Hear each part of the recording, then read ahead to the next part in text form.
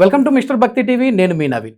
ఈ ఆదివారం అంటే జూన్ 21వ తారీఖు ఆదివారం రోజు సప్తమి తిథి వచ్చింది. సో ఎవరైనా సరే ఆర్థిక బాధలతో ఇబ్బందులు పడుతూ ఉన్నారు అని అంటే కొన్ని రకాల పరిహారాలు చేసుకున్నామంటే మనము ఆ ఆర్థిక ఇబ్బందుల నుంచి బయటపడచ్చు అంటున్నారు ప్రముఖ జ్యోతిష పండితులు బ్రహ్మశ్రీ నందిబట్ల శ్రీహరి శర్మ గారు.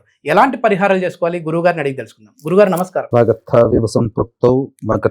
ప్రతిపత్తయే జగతః పితరౌ వందే పార్వతీ పరమేశ్వరౌ. ఆదిత్యాయ చ సోమాయ మంగళాయ బుధాయ చ గురు శుక్ర శనిభ్యశ్చ రాహవే కేతవే నమః. శృంగేరి జగద్గురు పీఠాధిపతులకి కంచి పీఠాధిపతులకి నమస్కారములు తెలియజేసుకుంటూ కార్యక్రమాన్ని ప్రారంభిద్దాం. గురువుగారు, ఆదివారం అంటే సూర్యున్ని ఎక్కువగా ఆరాధిస్తూ ఉంటారు. సో అలాంటి సూర్య భగవానునికి ఇప్పుడు సప్తమి తోడైంది. సో ఈ సప్తమి ఆదివారం వచ్చినప్పుడు మనం ఎలాంటి తప్పులు చేయకూడదు, ఎలాంటి మంచి పనులు చేయాలి, దానివల్ల ఆర్థిక ఇబ్బందులు ఎట్లాంటివి తొలగిపోతాయి? ముఖ్యంగా వీక్షించేటువంటి మన ఎంఆర్ భక్తి ప్రేక్షకులు ఈ కార్యక్రమాన్ని ఆశాంతం వీక్షించే ప్రయత్నం చేయండి. ఎందుకంటే ఎక్కడా కూడా మీకు లభించినటువంటి అతి గొప్పదైనటువంటి అంతకంటే మించి రహస్యమైనటువంటి విషయాలలో మీకు జ్ఞానాన్ని పంచే విధంగా ఉండబోతుంది ఈ కార్యక్రమం. ఎందుకనంటే నవీన్ గారు, గురుగారు, సాధారణంగా ఆదివారం సూర్యుడికి సంబంధించినటువంటిది. అంటే వారాలలో మొట్టమొదటి వారం ఆదివారం. ఈ రోజు నుంచే దైనందిన కార్యక్రమాలు. బ్రిటిష్ పాలకులు రాకముందు ఆదివారం నాడు మనకు పనిదినమే. ఇక మనకు ఎప్పుడు పని చేసే వాళ్ళమే. పౌర్ణమి, అమావాస్య, పాడ్యమి తిథుల్లో వీటిలో విశ్రాంతి తీసుకునేవాళ్ళు. ఆదివారం రోజున చాలా గొప్పదైనటువంటి మహత్యం ఉందని తెలుసుకొని వాళ్ళు ఏం చేశారు, ఎప్పుడు ఏ రోజు పూజించాలో తెలవని వాళ్ళు ఆదివారం నాడు దేవతారాధన పెట్టుకొని చర్చిలకు వెళ్ళడం వాళ్ళు అప్పుడు స్టార్ట్ చేశారు. మన వాళ్ళని దైవం నుంచి దూరం చేయడం కోసం ఈ ఆదివారం నాడు హాలిడే ఇచ్చారా, మంచిగా ఎంజాయ్ చేయండి అని చెప్పేసి చేయడం, అది అలవాటు పడిపోయింది. అందువల్ల ఆదివారంలో వచ్చేటువంటి గొప్పదైన దైవిక శక్తిని మనం కోల్పోయాం. అందుకని మీరు చూడండి, చర్చిలకి వాళ్ళు ఉదయం 6 లోపలనే వెళ్ళిపోతారు. ఆ రోజు ప్రార్థన అయ్యేంత వరకు పచ్చి మంచిని కూడా ముట్టుకోరు. ఒక క్రిస్టియన్ని పిలిపించండి, మా ఇంటికి టిఫిన్ చేయడానికి రావాలి ఆదివారం నాడు అని, ₹1,00,00,000 ఇస్తానా వాడు రాడు.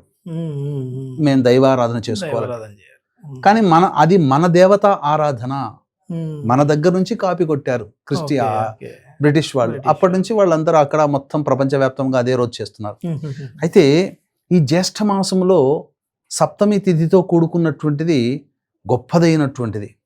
ఎందుకనంటే ఈ 21వ తారీఖు రోజున ఏదైతే ఉందో ఈ సప్తమి తిథి ఆదివారము, మరియు పుబ్బా నక్షత్రం 9:33 వరకు ఉంది. తర్వాత ఉత్తర నక్షత్రం వస్తుంది. ఆదివారము, శుక్లపక్షము, సప్తమి తిథి, తర్వాత 9:33 తర్వాత ఉత్తర నక్షత్రానికి అధిపతి రవి. ఆ రవి యొక్క రాశి సింహరాశి, చంద్రుడు కూడా అక్కడే ఉంటాడు. అద్భుతమైనటువంటి సమయము. ఈ సమయము మళ్ళీ రాదు. ఎందుకనంటే మాఘమాసంలో వచ్చే సూర్య జయంతి, మాఘశుద్ధ సప్తమికి ఎంత ప్రభావము, ఎంత మహత్యం ఉన్నదో ఈ జ్యేష్ఠ మాసంలో వచ్చేటువంటి భాను సప్తమికి అంతటి మహత్యం ఉన్నటువంటిది. అంటే సాక్షాత్తు మాఘ సప్తమితో సమానమైనటువంటి ప్రభావం కలిగినటువంటి రోజు ఈ జూన్ నెల వచ్చే 21వ తారీఖు రోజు. కాబట్టి వీక్షించేటువంటి ప్రేక్షకులు ఈ రోజున అస్సలు మిస్ కాకండి. ఇంకా అతి గొప్పదైనటువంటి ఒక గొప్ప మహత్యాన్ని కూడా మీకు తెలియజేస్తాను. అయితే వీక్షించేటువంటి ప్రేక్షకులు గమనిక, ఈ యొక్క సూర్యుని యొక్క ఆరాధన వల్లనే లక్ష్మీ ప్రాప్తి కలుగుతుంది. అందుకనే సత్రాజిత్తు సూర్యుని ఆరాధన చేసి గొప్పదైనటువంటి ధనాన్ని, శమంతకమణి, 100 బారువులు బంగారం ప్రతిరోజు ఇచ్చేటువంటి శమంతకమణిని పొందాడు. సూర్యారాధన ఎవరు చేస్తారంటే ముఖ్యంగా మన హిందువులు చేసేవాళ్ళు. సూర్యారాధన చేసినంత కాలం మన భారతదేశం అత్యంత ధనికమైన దేశం. సూర్యారాధన ఎప్పుడైతే తగ్గిందో మనం పేద దేశంగా అయిపోయాం. పార్సీలు ఎక్కువగా సూర్యారాధన చేస్తారు. అందుకని మీరు గమనించుకున్నట్లే మన భారతదేశంలో పార్సీ మతస్థులు గొప్ప ధనవంతులు. టాటా చూసుకోండి, పార్సీ మతస్థుడు. ఇలా అనమాట. ఎక్కడైనా పార్సీ మతస్థులు చాలా గొప్ప ధనవంతులుగా ఉంటారు. ఎందుకంటే వాళ్ళు సూర్యారాధన బాగా చేస్తారు. కాబట్టి ఇటువంటి రోజుని మిస్ చేసుకోవద్దండి. ఓకే. పైగా మనం గమనించాల్సిందంటే ఇటువంటి యొక్క గొప్ప మహత్యం ఉన్నటువంటి రోజున మన పీఠం ఆధ్వర్యంలో ఈ యొక్క భాను సప్తమి, ఉత్తరా నక్షత్రము, సప్తమి తిథి, ఆదివారము ఈ కలిసినటువంటి రోజున ముఖ్యంగా సూర్యుడు అంటేనే ఆరోగ్యము, ధనము, అలాగే తండ్రి కొడుకుల మధ్య అన్యోన్యతని ఇస్తాడు సూర్యారాధన చేయడం వల్ల. అటువంటి వాళ్ళ కోసం సర్వదోష నివారణ పూజల హోమాలు జరిపించి ముఖ్యంగా మేష, మిథున, కర్కాటక, సింహ, కన్య, వృశ్చిక, ధనస్సు, కుంభ, మీన రాశుల్లో జన్మించిన వారికి శనిదోష నివారణార్థమే శనిదోష నివారణ పూజల హోమాలు జరిపించి, లక్ష్మీ హోమము, వివాహం కాని వాళ్ళకి సంబంధించిన హోమాలు జరిపించి శక్తిపాతము చేసినటువంటి కరుంగలి మాల ఇవ్వడం జరుగుతుంది. అవకాశం ఉన్నటువంటి వాళ్ళు స్క్రీన్పై కనిపిస్తుంది నెంబర్కి కాంటాక్ట్ చేసి మీ గోత్రనామాలు నమోదు చేసుకోవచ్చు. 21వ తారీఖు సాయంత్రం 6 గంటలకు అవుతుంది. అలాగే 22వ తారీఖు రోజున కూడా ధూమావతి జయంతి. ఈ ధూమావతి జయంతి పురస్కరించుకొని 22వ తారీఖు మళ్ళీ సాయంత్రం 6 గంటలకి మరి ఒక కార్యక్రమం కూడా జరుగుతుంది. అందులో ఈ యొక్క సంబంధించినటువంటి అభిచారిక ప్రయోగ బాధలు తొలగడానికి, అలాగే ధనప్రాప్తికి సంబంధించినటువంటి ధూమావతి హోమము, బగళాముఖి హోమము, ప్రత్యంగిర హోమం అనేటువంటిది జరిపించడం జరుగుతుంది. అవకాశం ఉన్నటువంటి వాళ్ళు స్క్రీన్పై కనిపిస్తున్న నెంబర్కి కూడా మీరు కాంటాక్ట్ చేసి నమోదు చేసుకోవచ్చు. ఎలాంటి పనులు చేయకూడదు గురుజీ ఈరోజు? ఎందుకంటే ఆదివారం అంటేనే అది సెలవు దినంగా మీరు ఇందాక చెప్పారు. ఏదో మనం పడుకున్నాము అని అంటే శనివారం మొత్తం మేలుకొని 12 గంటలకు లేస్తూ ఉంటారు. సో అది ఎంతవరకు కరెక్ట్ అంటారు? ఇంకా ఏమేం చేయకూడదు ఇది ఒక్కటి కాకుండా? సూర్యోదయానికంటే ముందే ఖచ్చితంగా నిద్ర లేవాలి, ఓకే, కాలకృత్యాదులు తీర్చుకోవాలి. చాలా మంది ఆదివారం హాలిడే కదని చెప్పి హెయిర్ కటింగ్ చేసుకుంటారు. అస్సలు చేయకూడదు. గోళ్ళు కత్తిరించకూడదు, హెయిర్ కటింగ్ చేయకూడదు. ఇక తర్వాత చాలా మంది హాలిడే వచ్చింది కదా అని చెప్పి ఒంటికి నూనె దట్టిగా పట్టించి అభ్యంగన స్నానం చేస్తారు. అస్సలు చేయకూడదు. తలకి కూడా నూనె పట్టించకూడదు. పైగా మద్యపానము, మాంసాహారము నిషిద్ధము, బ్రహ్మచర్య వ్రతము, దాంపత్యం పనికిరాదు. ఇది చాలా ఇది చెయ్యాల్సినటువంటిది. ప్రధానంగా ఉదయాన్నే లేచి సూర్యుడికి నమస్కారం, సూర్యాష్టకం 6 సార్లు పఠించిన తర్వాత రాగి పాత్రలో కాస్త కుంకుమ పొడి, తర్వాత ఎర్రచందనం పొడి వేసి స్వామికి ఎర్రటి పుష్పాలు వేసి ఆ రాగి పాత్ర ద్వారా అర్ఘ్యం ఇవ్వాలి. ఓం ఆదిత్యాయ నమః, ఓం మార్తాండాయ నమః, ఓం ఖగపూషవే నమః ఇలా అనుకుంటూ తర్వాత ఈ మంత్రం ఓం ఘృణి సూర్య ఆదిత్య ఓం, ఓం ఘృణి సూర్య ఆదిత్యాయ ఓం. ఈ నామాన్ని 1008 సార్లు లేదా 108 సార్లు పఠించండి. లేదు ఇవి మనం చేయలేం బీజాక్షరాలు అని అనుకున్నప్పుడు సూర్య సహస్రనామం కానీ లేకపోతే విష్ణు సహస్రనామ పారాయణం కానీ చేయాలి. తర్వాత లక్ష్మీ అమ్మవారికి ఈరోజు పూజ చేయాలండి. ఎప్పటి లోపల? ఉదయం 9:30 లోపల చేసేయాలి. ఆర్థిక బాధలు, వివాహ సమస్యలు, దాంపత్య సమస్యలు, మనకు ఎన్నో ప్రయత్నాలు చేస్తున్నాం. ఇంటికి సంబంధించినటువంటి కళ ఉంటుంది ఒకటి, ఇల్లు కొనుక్కోవాలి లేదా భూమిని కొనుక్కోవాలి, లేదా మన ఇల్లు అమ్ముడుపోవట్లేదు, భూమి అమ్ముడుపోవట్లేదు. ఇలాంటి సమస్యలో ఉన్నటువంటి వాళ్ళు 9:30 లోపల లక్ష్మీ ఆరాధన ఈరోజు చేయాలి. ఎందుకనంటే పూర్వ ఫల్గుని నక్షత్రం ఉంది ఈరోజు 9:30 వరకు. సప్తమి తిథి పూర్వ ఫల్గుని నక్షత్రం అంటే శుక్రుడు అధిష్టాన దేవత.